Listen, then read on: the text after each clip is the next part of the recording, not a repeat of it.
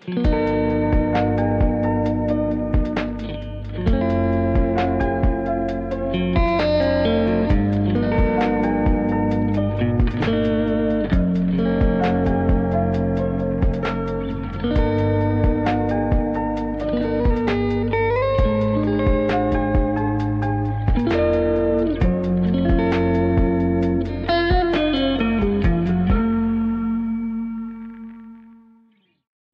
deň, priatelia Slovenského národného múzea. Moje meno je Jozef Bednár a vítam vás pri ďalšej časti podcastu SNM, tentokrát zo Slovenského národného múzea v Martine. Od piatku 7. februára 2025 je v Slovenskom národnom múzeu v Martine, konkrétne v Etnografickom múzeu, otvorená pre verejnosť výstava Karol Plicka Obrazy zeme.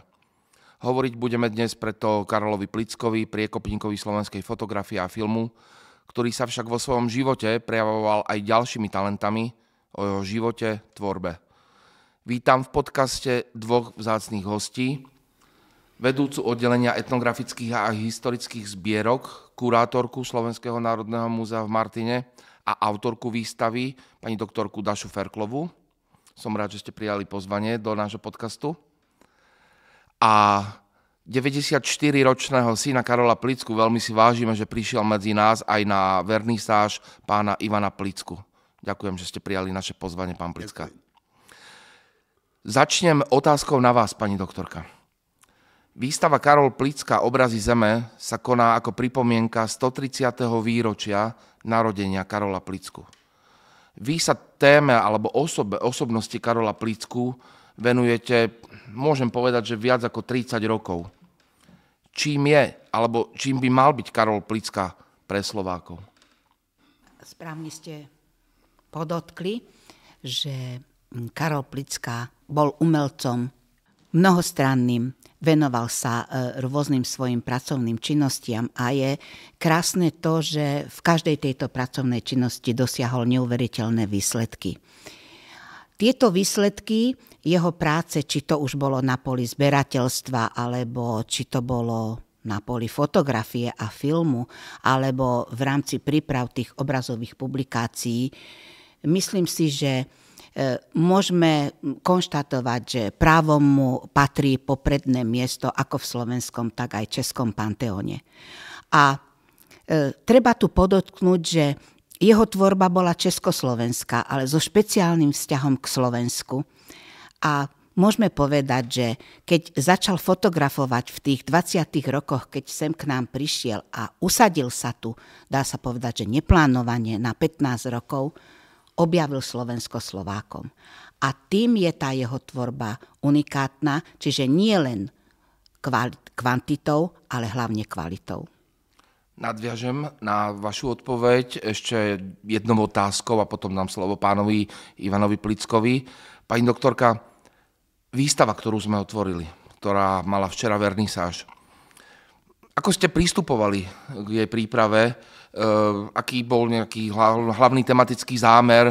Prípadne, čím sa líši od predchádzajúcich výstav expozícií venovaných Karolovi Plickovi? Keby ste v krátkosti predstavili túto výstavu. Slovenské národné múzeum v Martine malo prezentáciu jeho diela v múzeu Karola Plicku v Blatnici. Toto múzeum bohužiaľ z technických dôvodov sme museli zatvoriť a všetky zbierky sa uložili v depozitároch Slovenského národného múzea tu v Martine.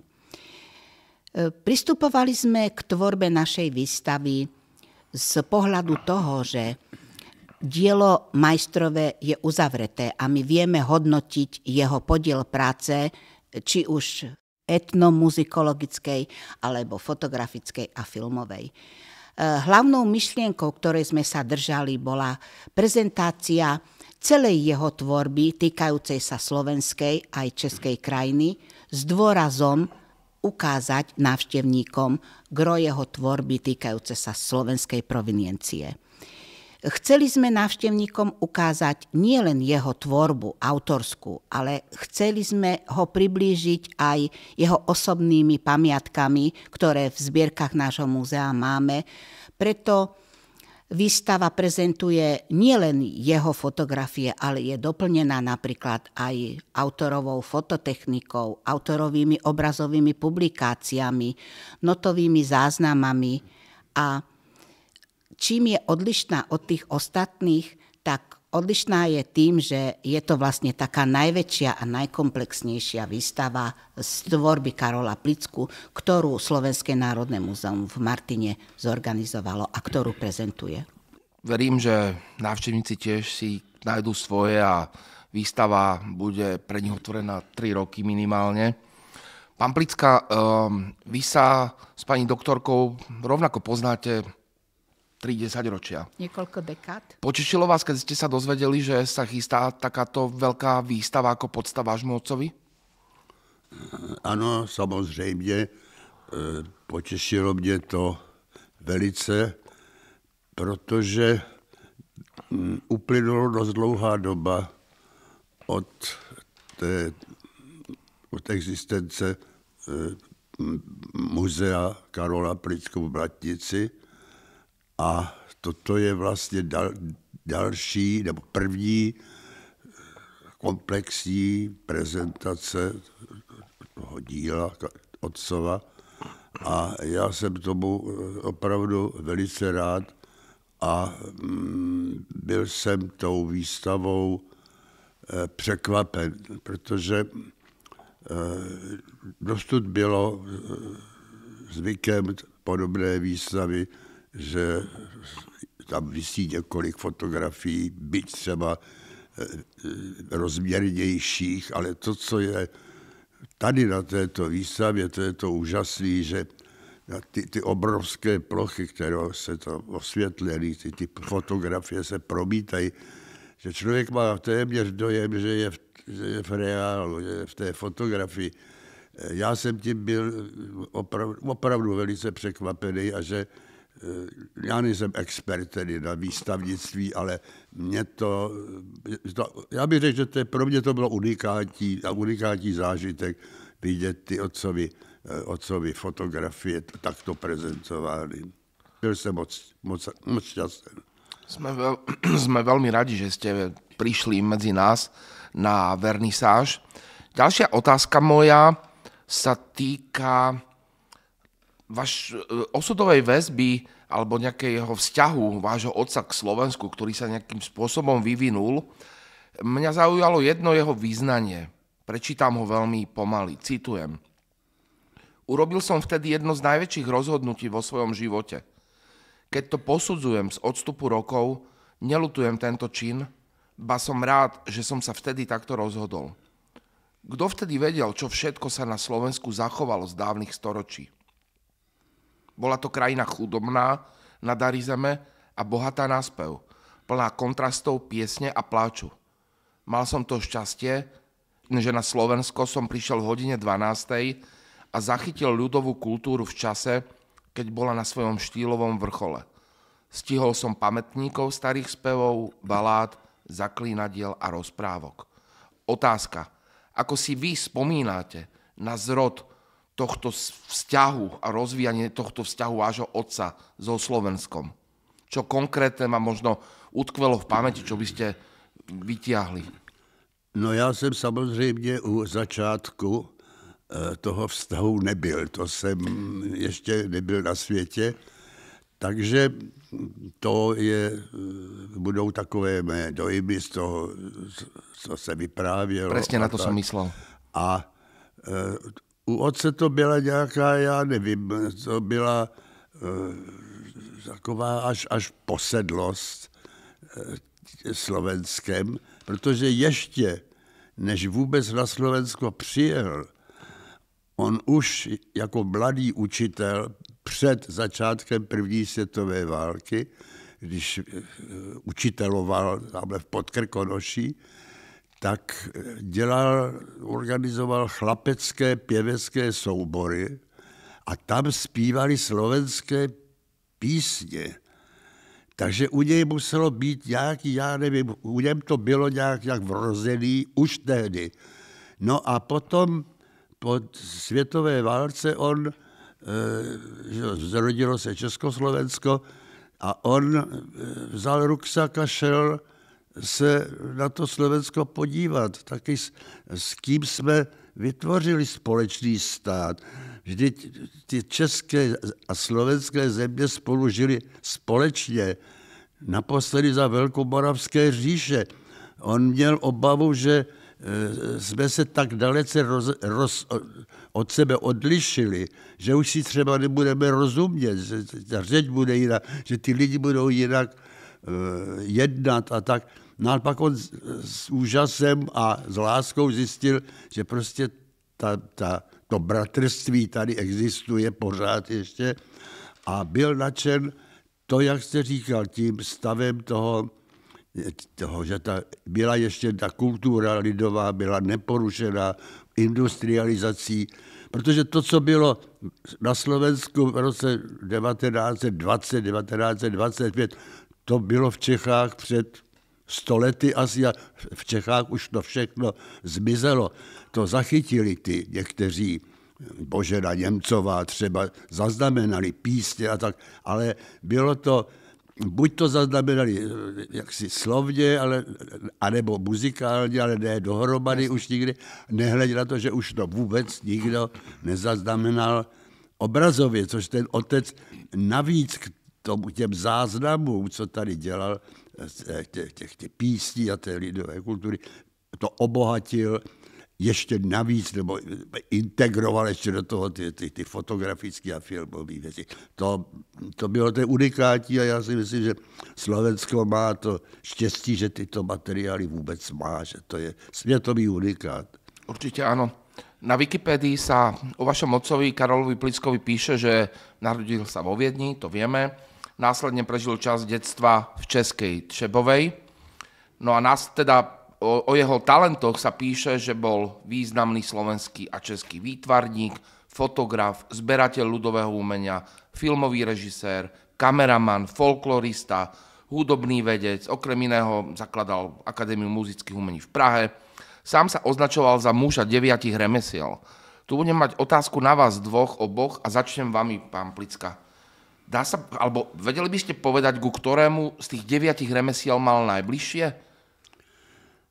No, tak otec byl muzikant. To bylo jeho takový základní rys. On utrpěl nějaký úraz na ruce a takže tu houslovou kariéru nemohl dokončit na tu úroveň takového třeba virtuóza a tak. Takže a on taky tou hudbou spoustu věcí řešil. Mně to jednou vyprávěl, že on, když vidí nějaký záběr, tak musí to k němu promlouvat nějakou hudbou, musí jako slyšet nějakou muziku k tomu, a když tu hudbu neslyší, takže mu ten záběr nic neříká a on to neudělá. A takže na tu otázku přímo, on byl hlavně muzikant, ale byl Bohem políbený, že ať dělal, co dělal, tak to dělal dokonale a dobře. A měl ještě jeden takový velmi specifický rys. On nebyl takový týmový hráč, to se projevilo třeba hlavně u těch jeho filmových záležitostí. On neměl nikdy nějaký štáb, on si kameru dělal sám, režii si dělal sám, dělal si vlastně scénář, dělal sám, ty lidi, ty zpěváky a tak. To si všechno zařizovalo, neměl žádný tým, který by mu toto dělal. Tak a já jsem to jednou říkal někde, že on byl takovej osamělý lovec. Protože já trochu jsem ho podezíral, že nikdo neměl dost takového nadšení, když on si dělal ty fotografie a to, on to bral jako poslání, on to nebral jako job, že jde filmovat něco nebo fotografovat. On to měl, on musel, to bylo ještě něco víc než workaholic. On prostě, to byla záležitost, jako asi když šli misionáři mezi divochy, tak ty taky šli ve víře, s vírou, tak on to taky takhle bral všechno. Môžeme povedať, pani doktorka, že bol srdciar, že proste bola tam akože to nadšenie. A ešte rozvíjem teda moju otázku. Tiež by som rád poznal váš názor, teda, že ktoré z tých 9 remesiel, či sa zhodnete s pánom Ivanom Plickom. A ešte jedna podotázka. Čo by bolo, keby nebolo volanie Matice slovenskej? Proste na to asi teda nemôžeme zabudnúť. Proste ten osud asi bol napísaný, že proste Matica sa ozvala, môžem to tak povedať, a proste Karol Plicka prišiel na Slovensko. Ja súhlasím s tým, čo hovoril pán Plicka, a snáď by som doplnila toľko, že bola to hudba a pieseň, tak ako hovoril pán Plicka, ktorého priviedli do tejto našej krajiny. Jeho husle a violu máme aj na výstave. A tieto predmety sú tam predstavené preto, lebo tie husle boli ako dobroprajná víla, ktoré sprevádzali Plicku od jary života až do jeho jesene života. Plicka, keď sa prvýkrát stretol ako študent so slovenskou ľudovou piesňou v Hradci Králové, kde študoval na učiteľskom ústave, bol tou piesňou očarený, opantaný a chcel spoznať aj krajinu a ľudí, ktorí tieto piesne spievajú a hrajú. To boli tie také jeho túžby dostať sa sem, aby mohol byť priamo v tom prostredí, v tej prírody, tých ľudí, tých obcí, kde títo ľudia žili, čo tieto piesne spievali. Ako si získaval srdce bežných Slovákov?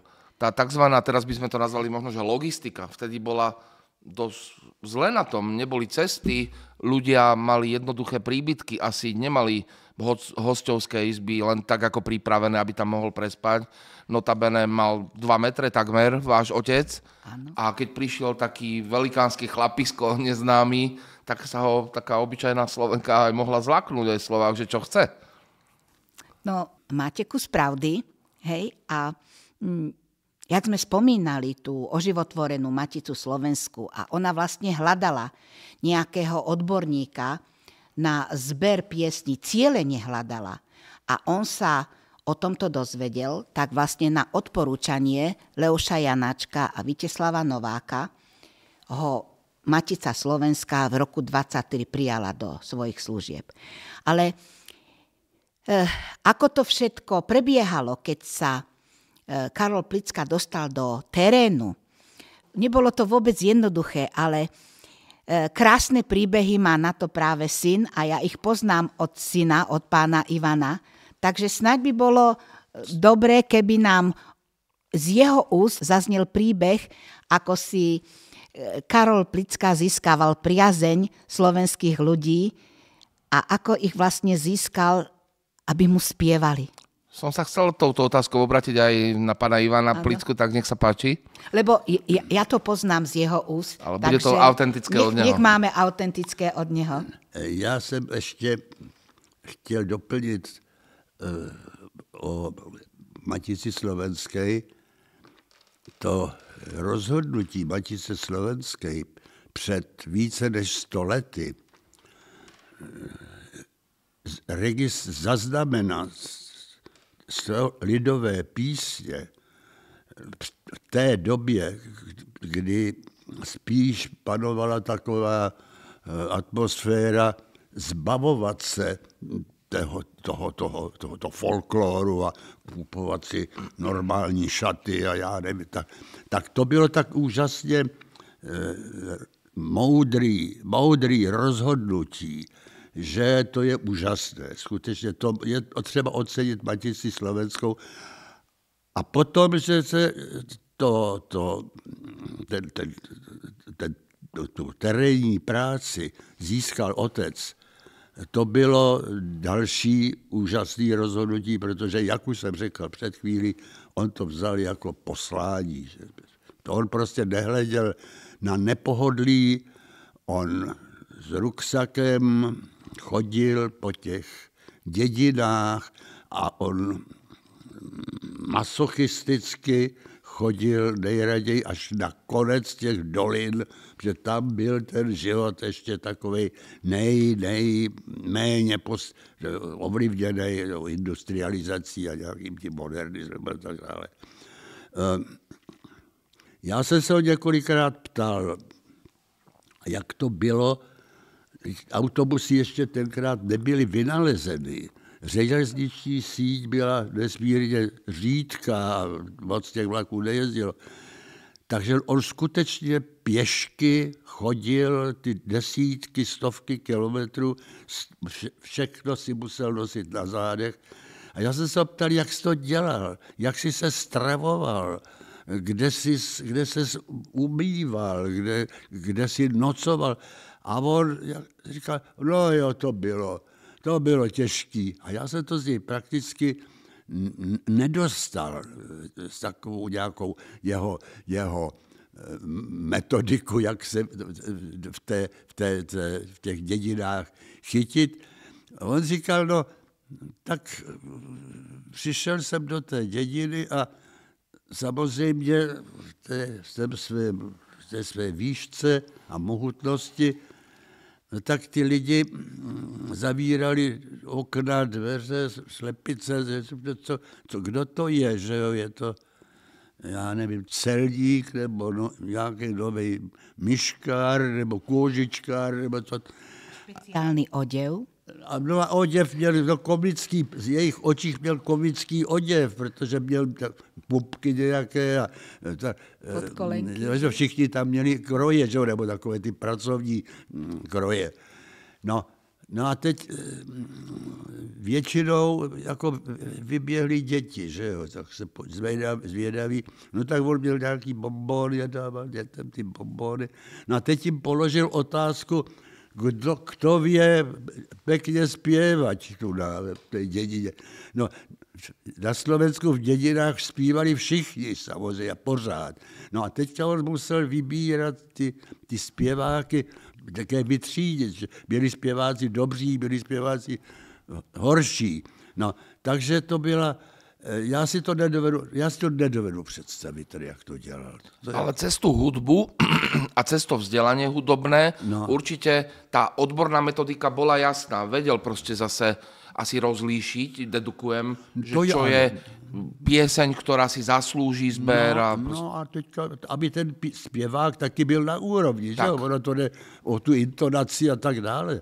A on měl takový zvláštní těsnopis, ale na záznamu té melodie. On nedělal takový ty kolečka, tak on to měl jenom čáru a tam si dal nějaký klikyhák a on věděl, že to je, co to, že on to pak dešifroval. Potom to doma dešifroval? Dešifroval doma potom a to já ho vzpomínám, že on, když přijel ze Slovenska, pendloval stále mezi Prahou a Slovenskem, přijel domů a seděl u psacího stolu, měl takovou lampu se zeleným stínítkem a tam tak měl ten záznam a tak si to prospěvoval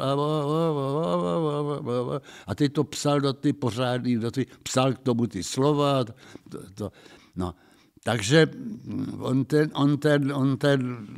tu práci, ta práce měla dvě fáze, záznam v tom terénu a potom ten záznam přepsat do srozumitelné formy doma. Okrem toho fotografoval filmy. To bylo navíc, to byla nadstavba. Na toho Matica jaksi neangažovala. To on to postupně začal obohacovat. No a to jsem říkal včera na tom zahájení. On sebou v tom ruksaku tahal ten fotopřístroj s tím statívem, ty kazety. ty cesty měl, to nebylo, že šel na den, a to bylo na několik dní, aby vytěžil tu dolinu, jak se dneska říká, vytěžit tu dolinu. Čili to bylo, tam byl třeba týden. Čili musel sebou vzít dostatek těch kazet a tak dále. Jídlo, prádlo. Nerozumím tomu, jak to všechno dělal. Pani doktorka, a máme teda zmapované aj odborne všetky jeho cesty, aktivity, mohli by sme povedať, alebo sú ešte nejaké neprebádané časti tvorby Karola Plicku? Jedna otázka. A druhá otázka, boli aj regióny, ktoré mal radšej? Tam tiež možno aj Ivan Plicka by dokázal odpovedať, ale chcem aj od vás poznať, čo ste, k čomu prišli. Vracal sa do niektorých miest častejšie? Proste prirastli mu k srdcu? Áno, veľmi rada doplním myšlienku pána Plicku, že nebolo to jednoduché tie 20. 30. roky chodiť po Slovensku a zbierať piesne, pretože v tom období Slovensko bolo stále ešte tou poľnohospodárskou krajinou a tí ľudia drvivú väčšinu času z roka boli na poliach.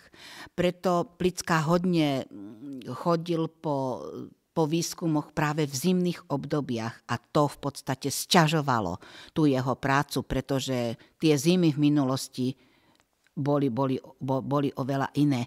Ale zhodnoťme tú jeho prácu zberateľskú v tom duchu, že ako spomínal pán Plicka, zachovali sa nielen melódie notované k týmto piesňam, ale zachovali sa aj záznamy, ktoré Plicka prepisoval. Ak by sme to číselne mohli vyhodnotiť, tak tých melódií odhadujeme je približne okolo 25 000 a záznamov je cez 40 000. Dovolím si pripomenúť, že len v archíve Slovenského národného múzea ich máme uložených 44 649. A vieme, oni sú lokalizované, čiže na základe týchto údajov my vieme presne určiť, v ktorých regiónoch, v ktorých dedinách sa majster Plicka pohyboval.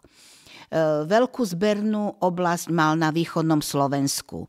Na strednom Slovensku to bolo hlavne oblasť Oravy, Liptova alebo oblasť okolo Zvolena. Veľmi rád mal oblasť okolia Trenčína a samozrejme aj západné Slovensko.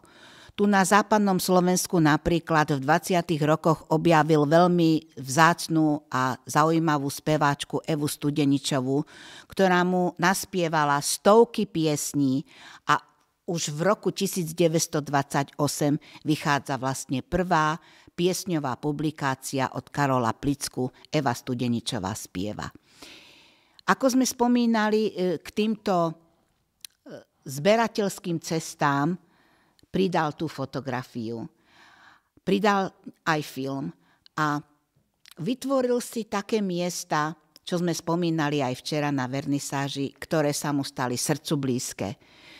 Bol to napríklad Spiš, na Spiši to boli lokality ako Štvola, Knimana, k tejto obci má veľmi milé spomienky aj Ivan Plicka. Potom to bol Ždiar, kde si vytvoril až také veľké priateľské kontakty s rodinou Pitoňákovcov, kde vlastne u nich prespával skoro počas ich 50-ročného priateľstva. Bola to napríklad na Liptove oblasť Liptovské Sliače, Liptovská Lužná, Liptovské Revúce. Na Horehroní to boli obce ako Helpa, Polomka, Závadka. V okolí Detvy to bola Detva, Slatinské Lazy, Detvianské Lazy.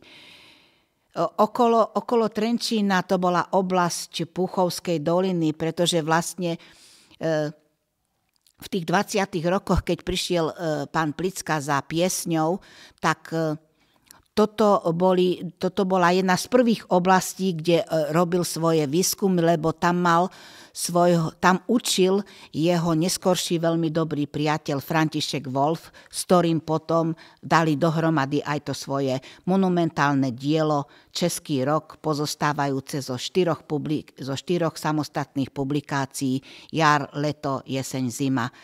No a keďže chodieval aj do Bratislavy a samozrejme, že tie cesty ho zaviedli aj do toho nielen mestského, ale aj dedinského prostredia.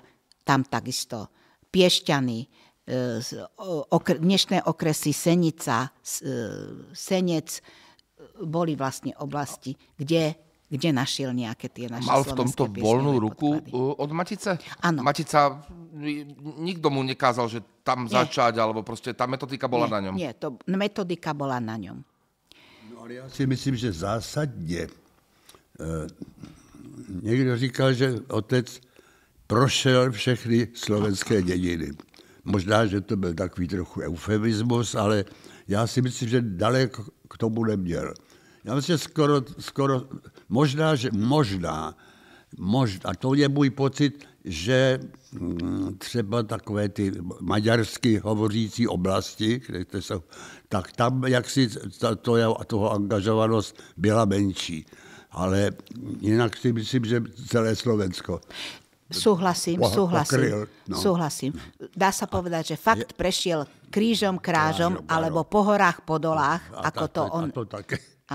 ako on hovoril, celé Slovensko, ale presne tak, ako hovorí pán Plicka, boli oblasti, kde sa viacej venoval zberu piesní, alebo boli oblasti, kde filmoval, alebo boli oblasti, kde povedzme len fotografoval. Ja sa chcem teraz dotknúť na chvíľku toho filmovania. Pán Plicka, včera ste spomenuli na vernisáži. Priznám sa, že mne nie je celkom známú vec, že mal blízky vzťah váš otec s Tomášom Garriguom Masarykom. A teda z jeho prostriedkov pána prezidenta bola zakúpená aj lepšia kamera. Ano, tak? Áno. No dokonalá. To byl výkřik techniky, kterou Masaryk otci koupil. Do té doby otec měl takovou, tomu se říká handka, jako ruční taková kamera, kterou nám pak otec dal na hraní. A tou natočil ty 2 filmy Po horách, po dolách a tak se jmenovalo to druhý. Zem spieva. Za slovenským ľudom? Za slovenským ľudom, jo. No, kde ten ich vzťah s pánom prezidentom vznikol? Oni sa kde spoznali? Já vám nevím, jak to vzniklo, ale mám dojem, že ten vztah se vybudoval tady v Martině, když byl v Bystričke. Kdo to zprostředkoval, to opravdu nevím. A pak otec navštěvoval prezidenta i v Lánech, kde to byl hrad, teda zámek prezidentů, a z těch jeho návštěv řada krásných fotografií prezidenta Masaryka, který měl překrásnou tvář, to byl takový opravdu takovou oduševnělou vznešeného. To byla osobnost veliká. Že? A Masaryk byl, a z toho s otcem asi spojovalo taky, oba měli to Slovensko, to byla jejich zamilovaná země. Že? Dovolím si jednu osobnejšiu otázku. Pán Plicka, vy ste spomenuli, že možno ten vzťah k zberateľstvu vášho otca, že sa možno blížil až, ako to dnes voláme, k vlkoholizmu. Dokázal váš otec oddeliť prácu od súkromného života? Ne. Otec žil tou, prostě ta práce byla součást jeho života. Otec, já jsem s otcem nezažil dovolenou takovou, jak to lidi normálně trávívají, že odjedou někam a tam chodějí po lese, sbírají houby nebo leží u moře. Otec, dovolená pro něj byla, že shromáždil si knihy, které potřeboval, ty záznamy a odjeli s mámou my jsme měli takový dům, chalupu, a tam otec celé léto pracoval na těch svých věcech. To byla jeho dovolená. No tak já si myslím, že to bylo více než workoholik, že to byl, a já to opakuju, on to vzal jako poslání. No, a ono to bavilo. Jako někoho baví rybičky pěstovat a vydrží u toho, někdo lepí známky.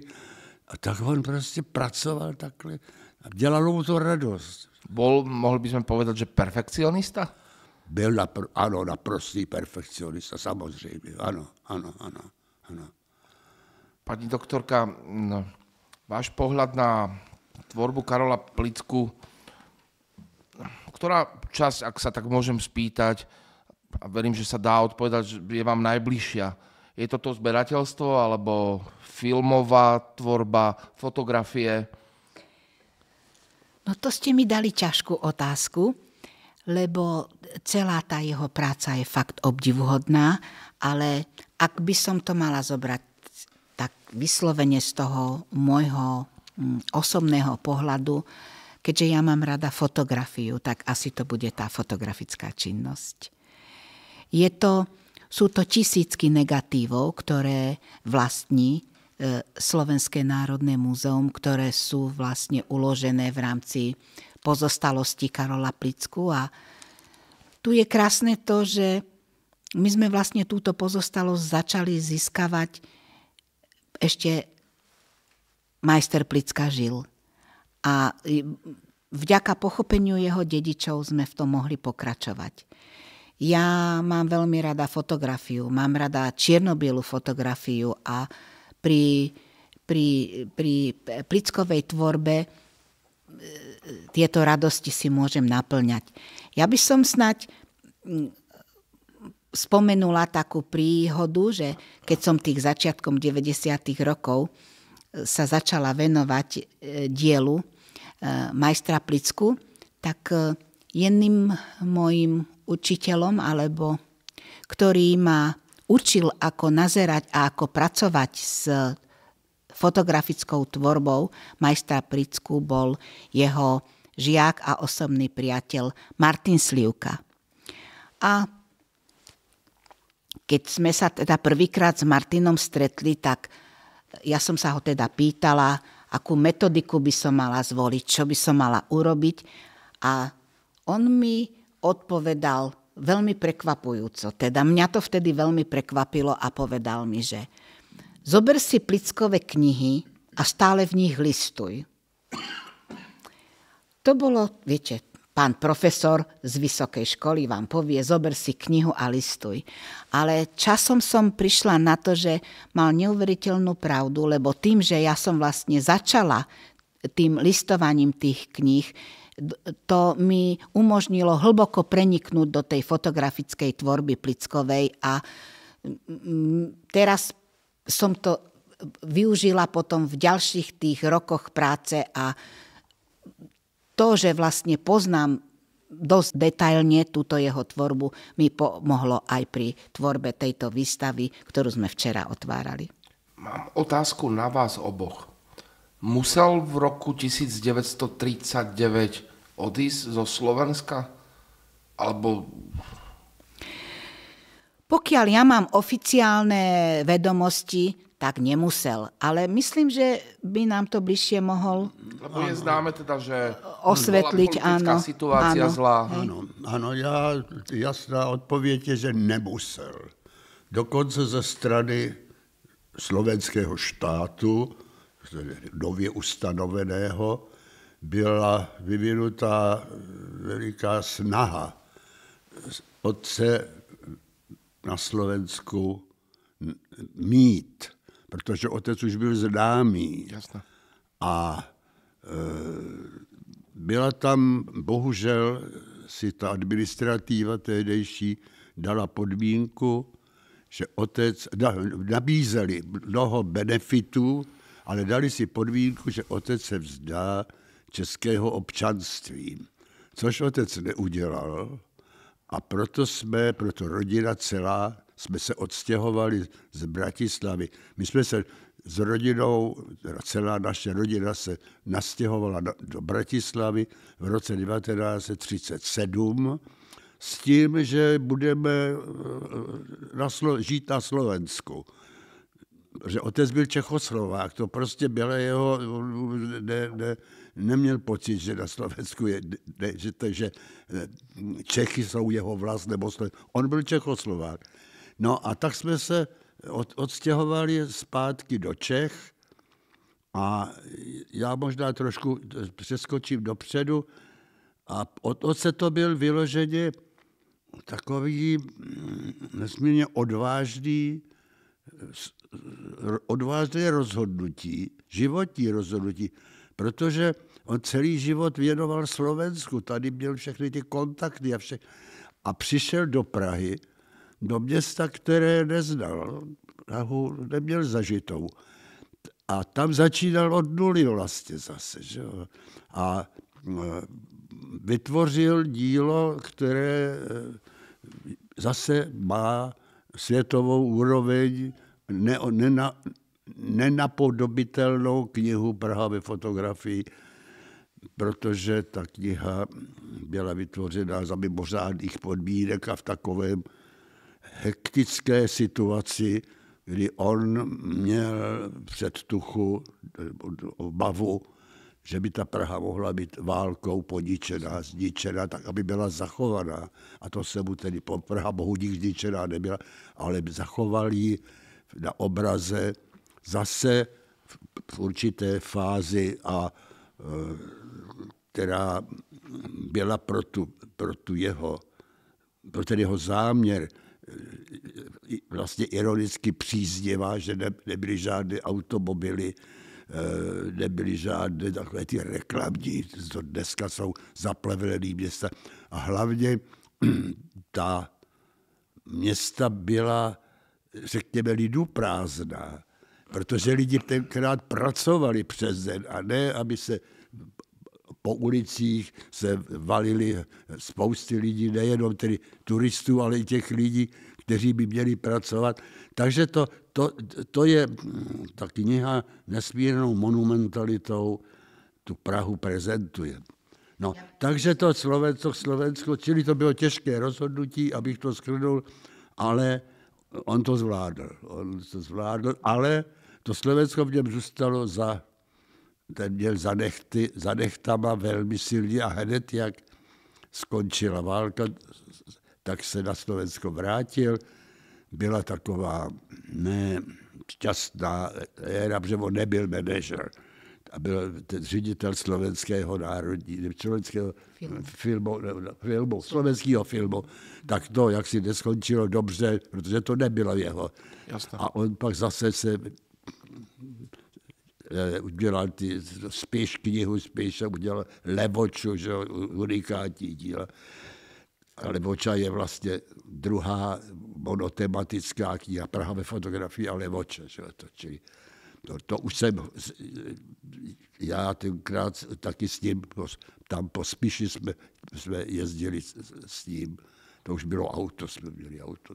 Áno, vlastne Levoča vyšla v roku 1980 no, a to môžeme povedať, že to bola vlastne jeho posledná monotematická obrazová publikácia, ktorou vzdáva veľkú úctu tomuto svojmu obľúbenému regiónu, ktorým bol Spiš a Levoča. Ale teďka je potřeba si dát otázku, takový to kdyby. Historie nezná žádný kdyby, ale kdyby on na tom Slovensku zůstal, tak samozřejmě by třeba už nebyla ta Praha, by ve fotografii nebyla by Vltava. Asi FAMu by nebylo v Praze, nebylo by v Bratislavě. A nevím, co by ještě na tom Slovensku jako mohl vytvořit. Kam by se, určitě něco ano, ale nevím, těžko si to nedobu představit. Dobre sa asi stalo, ako sa stalo, ako takto asi malo byť. Nebudem ani ja špekulovať, lebo tlačili by sa nás ich špekulácie, či by nebolo riziko poškodenia jeho mena väzbami na proste ľudí, ktorí mali blízko k fašistickému Nemecku. Áno, samozrejme. No. Budem sa blížiť pomaly ku koncu. Mám ešte nejaké 3 otázky. Pani doktorka, Karol Plicka a jeho vplyv na súčasných fotografov, etnologov, filmárov, proste ako zostal tu jeho odkaz a ľudia proste jeho spôsob práce alebo proste nazeranie na umenie proste má nasledovníkov, môžem to tak povedať, alebo už sa tu ani nedá hovoriť o nasledovníkoch, keďže všetko zozbieral takmer. No, určite má nasledovníkov, pretože v obciach sú nadšenci, ktorí naďalej chcú, aby sa tie poklady slovesnej ľudovej slovesnosti tých obcí uchovávali. My im napríklad môžeme pomôcť tým, že keď robia tieto obce rôzne monografie, tak sa na nás obracajú, že či nemáme zbierku piesní alebo fotografie. Keď máme, veľmi radi tento materiál po dohode s dedičmi poskytneme. Plicka niekoľko rokov ovplyvňoval slovenskú aj teda českú kultúru. Ako sme si aj včera spomínali, bol do určitej miery niekoľko dekád tak vzorom, učiteľom a do dnešného dňa by som povedala, že má svojich obdivovateľov, ktorí dôverne poznajú jeho dielo. A tu v Turci, keďže s týmto našim mestom bol spätý 15 rokov, pretože tu pracoval 15 rokov pre Maticu Slovensku, aj keď pôvodne jeho prvá zmluva bola na 3 mesiace, potom predĺžená na 2 roky, ale nakoniec sa to stalo tých krásnych 15 rokov. Ľudia na ňo často spomínajú a to, že tí fotografii stále z neho čerpajú, či tematicky, lebo autorský rukopis sa nedá napodobniť, to je len on, hej.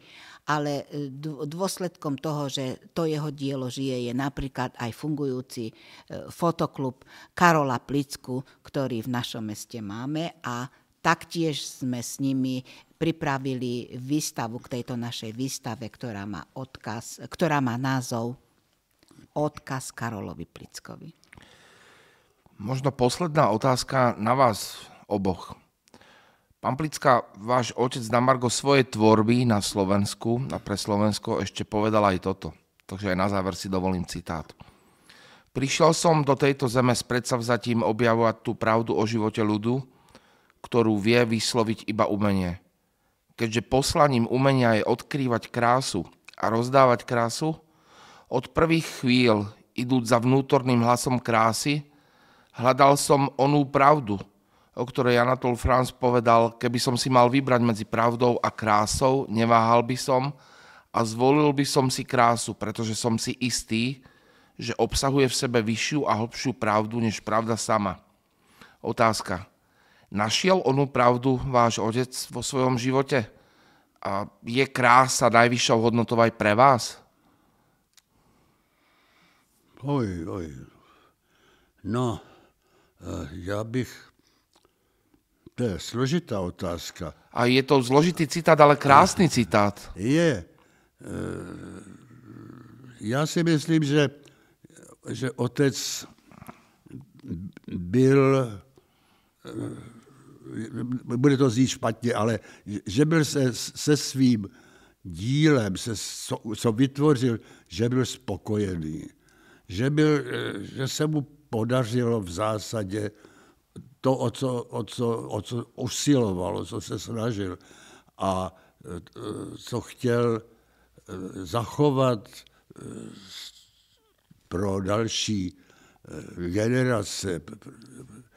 A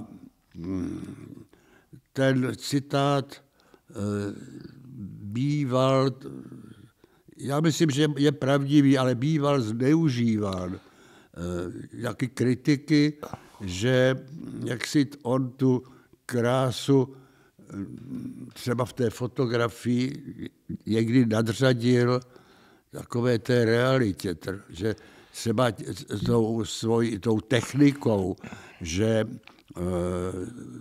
volbou třeba objektívu, že vytvořil krásný obrázek, ale který trošku je zkreslený,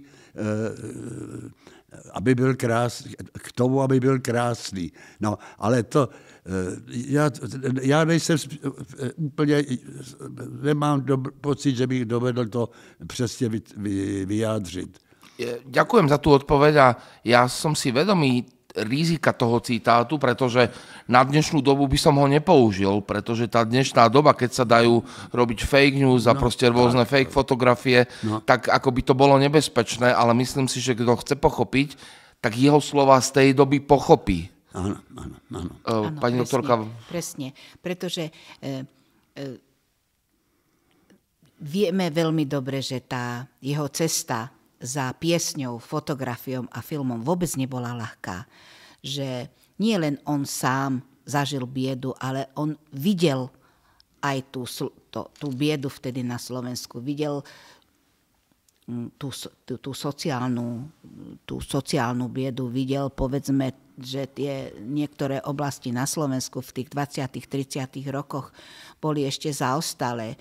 Videl krajinu zaliatu alkoholom, lebo vieme, že bohužiaľ v minulosti aj tento neduch bol hodne rozšírený, ale on nechcel ukázať toto. On chcel ukázať tú optickú krásu tej našej krajiny a to bolo to také hlavné krédo a tie ciele Plickovej práce, že pozrite sa na tú krajinu, čo v nej to je. To si říkal moc hezky. A dovolím si doplniť, ja ako laik, akože, že a možno aj cez tú krásu dať ľuďom nádej na Slovensku. Tak, presne tak. Pán Plicka, pani doktorka, veľmi pekne ďakujem za zaujímavý rozhovor a že ste prijali pozvanie. A všetkých vás, priatelia Slovenského národného múzea, pozývam nielen do našich 18 špecializovaných múzeí po celom Slovensku, ale teda medzi nimi v kontexte nášho rozhovoru aj do Slovenského národného múzea v Martine, etnografického múzea, kde si okrem iných zaujímavých výstav a expozícií môžete pozrieť výnimočnú výstavu Karol Plicka Obrazy zeme. Všetko dobré a dovidenia. Ďakujeme pekne. Dovidenia. Tešíme sa Ďakujem vám moc pekne. na návštevníkov. Ďakujem.